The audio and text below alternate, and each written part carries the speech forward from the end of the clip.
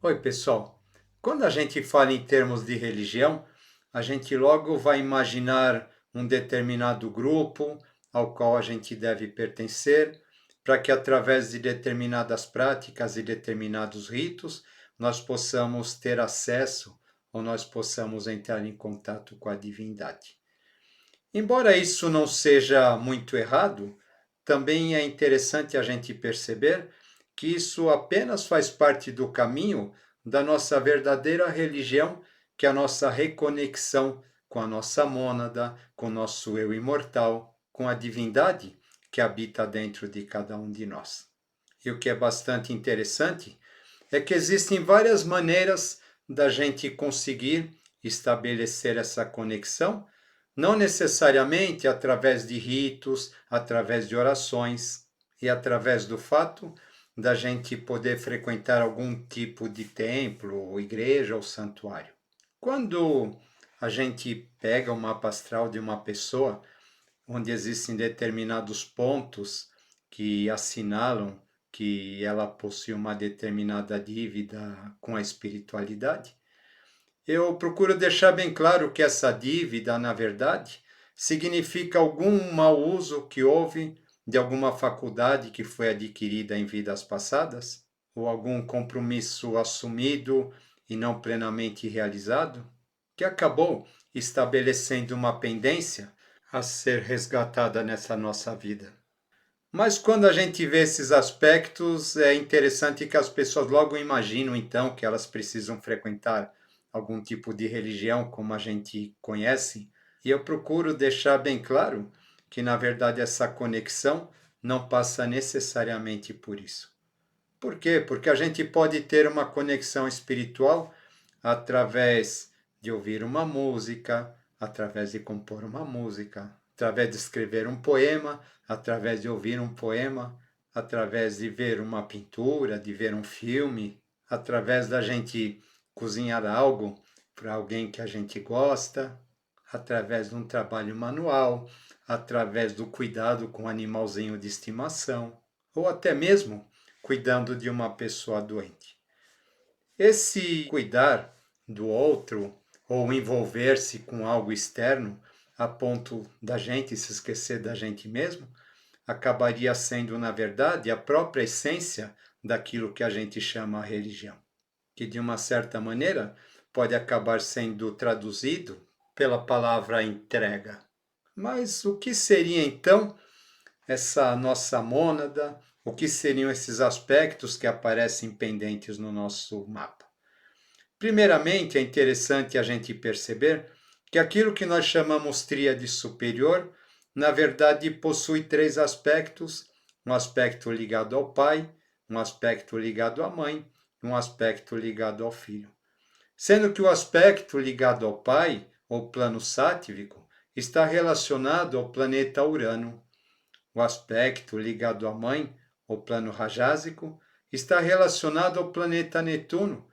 E o aspecto ligado ao filho, ou plano tamásico, está relacionado ao planeta Plutão. Ou seja, esses três planetas chamados transpessoais seriam aqueles que no nosso mapa acabariam assinalando os aspectos ou as questões que nós trazemos dentro de nós relacionadas à busca do divino. E são esses mesmos planetas que vão causar os grandes impactos na humanidade, já que são planetas geracionais, uma vez que eles ficam muitos anos dentro de um mesmo signo. O que acaba acontecendo então, que quando uma pessoa possui, por exemplo, Urano retrógrado, Netuno retrógrado ou Plutão retrógrado, na verdade esses aspectos estariam assinalando que é necessário que a gente reveja alguma questão, que algum compromisso foi assumido, que nós agimos de alguma maneira inadequada e que isso deve ser revisto nessa vida. Por exemplo, Plutão retrógrado, a pessoa foi extremamente destrutiva, extremamente crítica, usou de todas as ferramentas para conseguir aquilo que ela almejava.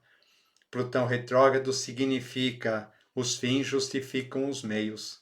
E normalmente Essa questão está relacionada ao despertar de poderes psíquicos que acabaram sendo usados a fim de manipular as pessoas e de modo egoístico.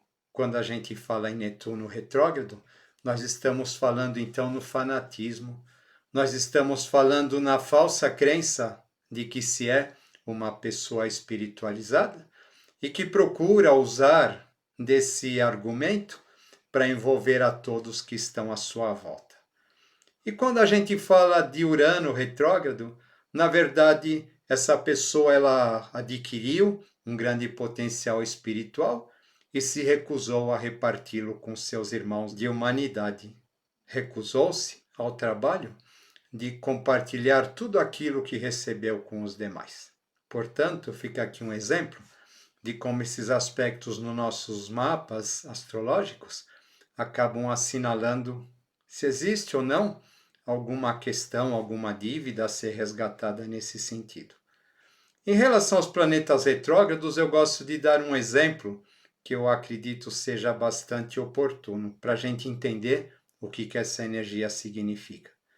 Imaginemos então que numa vida passada nós tivemos um automóvel e nós fomos exímios motoristas, porém, de uma certa maneira, acabamos não fazendo bom uso disso.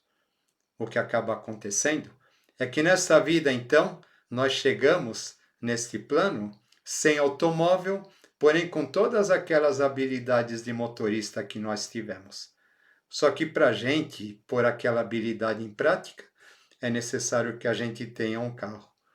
Então, o que vai acontecer? Nós vamos ser entregadores de carros. Nós vamos pegar aquele carro da fábrica e conduzi-lo até a casa da pessoa que comprou. E no meio do caminho, enquanto nós estamos conduzindo, aquela nossa capacidade de dirigir, aquela habilidade que a gente desenvolveu em vidas passadas, ela se manifesta, mas ela não se manifesta para nós. Ela só vai se manifestar a partir do momento que a gente a está dedicando para outra pessoa. Esse é o espírito do planeta retrógrado. Esse é o espírito dos aspectos retrógrados do nosso mapa, que nos estão dizendo que a gente precisa doar ao outro aquilo que a gente gostaria de receber.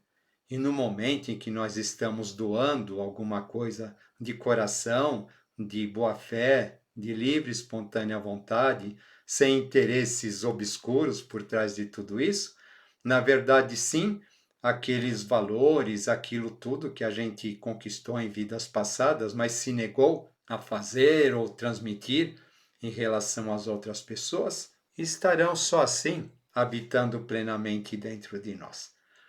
Essa questão acaba sendo algo bastante importante e bastante ilustrativa para a gente entender. Continuando falando em planetas, vamos entender um pouquinho como isso acontece na nossa formação. Nós temos então uma tríade superior, formada por Urano, Netuno e Plutão, como a gente já disse, sendo que Urano representa o momento da fecundação. Netuno vai representar o segundo aspecto, quando a gente está no útero materno. E quando a gente está no útero materno, na verdade, naquele ninho maravilhoso que foi especialmente construído em função da nossa existência, e nós estaremos plenos naquele mundo. Ali nós somos alimentados, ali nós somos protegidos, ali nós estamos vivendo unos com aquele mundo maravilhoso. Nós e o útero formamos um todo, sendo que a nossa mãe, na verdade, nesse momento representa a própria Mãe Divina. Ou seja, nesse momento nós estamos completamente imersos no plano rajásico, no segundo trono, e ali então nós estamos sendo gerados. Porém, vai surgir um momento em que nós precisamos sair desse plano e finalmente nascer. E aí então as forças plutônicas entrarão em ação. A nossa necessidade de sobreviver, o medo da perda daquele local, o medo da morte, a luta contra uma série de sentimentos desconhecidos, nunca antes vividos, nunca antes imaginados. nós vamos nos sentir impotentes, nós vamos nos sentir incapazes. E nós teremos que acionar, dessa maneira, todos os nossos mecanismos instintivos de biossobrevivência. Plutão acaba, então, representando o momento em que existe a morte para o plano rajásico e o nascimento para o plano físico. Quando a gente nasce no plano físico, a primeira manifestação planetária que vai ocorrer vai ser a da Lua. A Lua como sendo o nosso alimento, como sendo o regaço da nossa mãe, as cantigas de ninar, os acalantos, o amor, o aconchego e a segurança que o colo materno nos traz. Num segundo momento, a gente vai então necessitar de se expressar e, primeiramente, a gente vai se expressar através do grito, do choro, que acaba representando a manifestação do planeta Marte, e depois, posteriormente, através da sedução, que vai acontecer quando ocorre a manifestação do planeta Vênus. Quando nós começamos a engatinhar, quando nós começamos a explorar o espaço, é o planeta Júpiter que está trazendo para nós as suas dádivas. E quando nós começamos a falar, é o planeta Mercúrio que entra em ação. Depois de tudo isso, vai haver uma necessidade de regras, vai haver uma necessidade de leis e vai surgir uma autoridade familiar a qual a gente deve se submeter ou a gente deve obedecer. E essa autoridade que muitas vezes nos impõe medo e nos traz talvez a incapacidade, ou melhor, o sentimento de incapacidade de lidar com determinados limites, acaba sendo o planeta Saturno. Lembrando sempre que o Sol representa cada um de nós. Como vocês podem perceber, é dessa maneira que os 10 planetas vão acabar formando toda a nossa estrutura, quer seja ela física, emocional ou anímica. E tudo isso vai acabar sendo representado no mapa astral. É interessante lembrar que como a gente tem o Sol representando a nossa essência, representando o nosso verdadeiro eu, que é bastante importante que a gente veja a casa onde esse planeta está situado, porque caso a gente não faça uso dessa casa, caso a gente não atue nesse setor, o que acaba acontecendo é como se nós estivéssemos negando a nós mesmos. Porém, o que acaba acontecendo é que inconscientemente nós trazemos, talvez na nossa memória, a lembrança daquele universo uterino, onde nos sentíamos plenos, unos e protegidos. E esse universo uterino, então, acaba sendo, sem a gente perceber, a razão de todas as nossas buscas. Pensando agora em termos assim de baixo para cima dentro dessa tríade, é muito interessante a gente perceber que a grande maioria das pessoas elas vão sentir uma necessidade de questões espirituais a partir de uma perda, a partir de uma decepção. Porque, infelizmente, a gente não procura nada enquanto está tudo bem. A gente só aprende pela lei dos acidentes. É preciso que uma casa caia para a gente pensar em regras melhores de construção. É preciso que haja um problema de eletricidade para a gente pensar em segurança. É preciso que a gente caia, que a gente se decepcione, para que a gente seja levado a questionar o que teria causado isso. E a partir desse momento, então, é que nós começamos a nossa busca por essas respostas, o que acaba sendo o primeiro passo da nossa questão religiosa no seu verdadeiro sentido. Recentemente, eu fui chamado para fazer uma entrevista contando como foi o meu processo, digamos, espiritual. E dentro disso eu acabei, na verdade, percebendo bem essa questão, como funcionou dentro de mim. Quando eu era criança, a minha religião era ficar no meu canto desenhando, criando, imaginando coisas, passando para o papel e mostrando para as outras pessoas. Isso, na verdade, era uma fuga, talvez de uma realidade bastante dura ou bastante difícil, que me rodeava.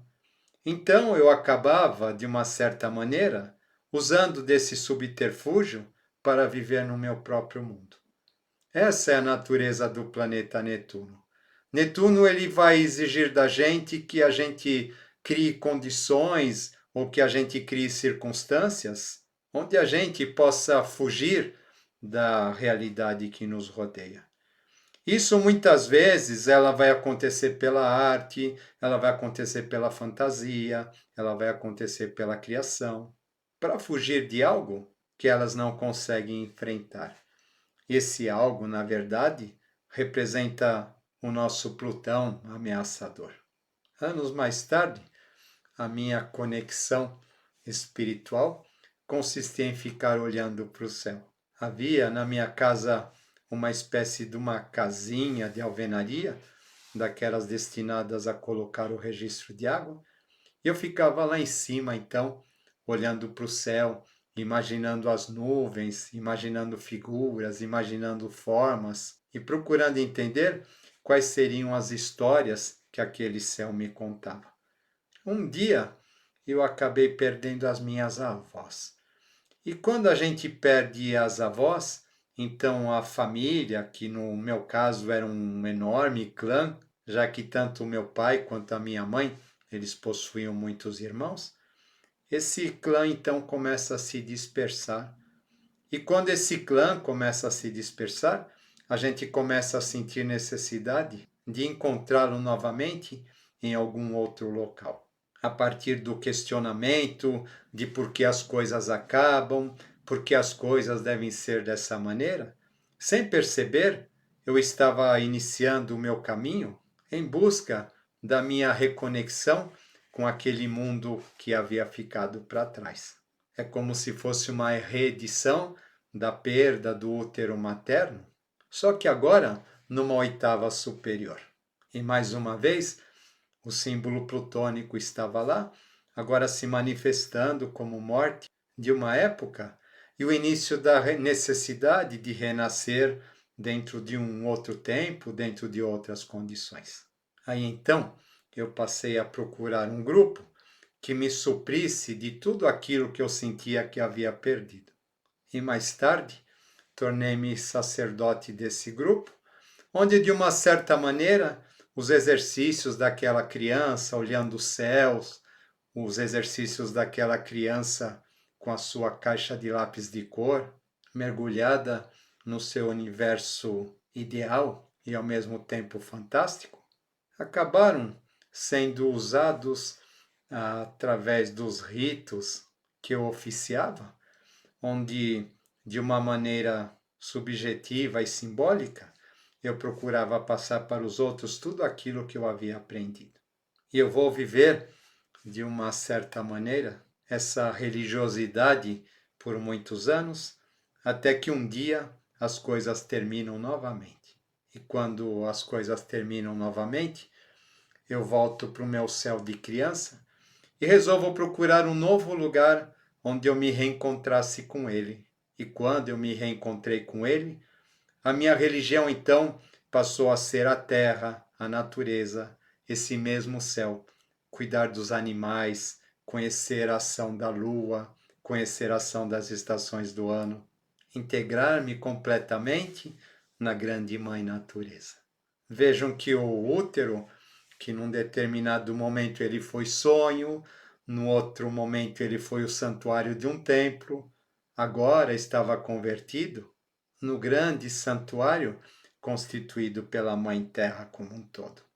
Anos mais tarde, todas essas experiências serão somadas e hoje a minha religião consiste no momento em que eu paro aqui para fazer os vídeos para vocês, nos momentos em que eu estou fazendo os meus atendimentos, onde eu procuro doar de coração tudo aquilo que eu recebi nessa caminhada. Percebam então o quanto esse caminho relacionado à nossa religiosidade, ele vai se transformando no decorrer dos tempos. Conforme a nossa vida vai caminhando, nós vamos o tempo todo ressignificando aquele útero ou aquele santuário primordial, dando-lhe diferentes conotações e percebendo que existem vários caminhos para que a gente possa ter acesso a ele. Mas todos esses caminhos, fatalmente, acabam implicando em entrega e doação. Em verdade, a nossa busca religiosa nada mais é do que o mito do retorno ao paraíso. E como eu já disse, existem vários caminhos para que isso aconteça, não necessariamente passando por uma religião formal ou algo assim. E quando nós estamos trilhando esses caminhos em perfeita sintonia com as nossas ansiedades, com os nossos sonhos, não aqueles instituídos pelo nosso ego inferior, mas sim aqueles assinalados pelo nosso ego superior, esquecendo-se de nós mesmos e colocando-nos a serviço da humanidade, com certeza, nesse momento, estaremos praticando a verdadeira religião. Fica aqui mais um tema para a gente pensar. Espero que tenham gostado. Vamos que vamos, mente livre, coração leve e até a próxima.